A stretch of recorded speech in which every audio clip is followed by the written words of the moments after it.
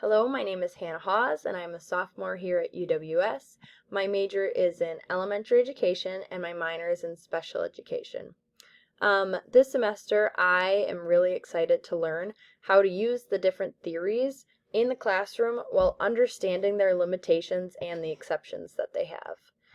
I'm also really excited to do the project on interviewing a teacher. I think that this will really open up my mind, and I think it'll be great to reconnect with some of my former teachers and learn about their experiences and how I can become an effective teacher like they were for me. One takeaway that I got from the book that I think all future teachers should know is that just because you know your content area doesn't mean you're going to be an effective teacher.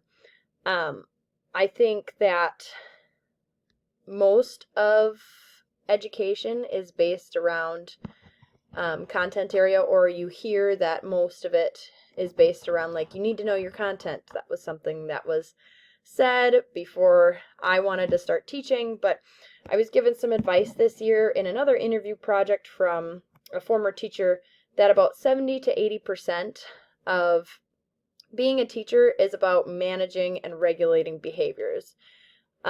So if you just end up focusing on the content area that you're teaching or the subject, you're never going to be able to be as effective as you'd like to be, because when it comes down to managing behaviors, facilitating tough discussions, or anything else around the classroom that isn't related to the subject, you're going to be struggling with it.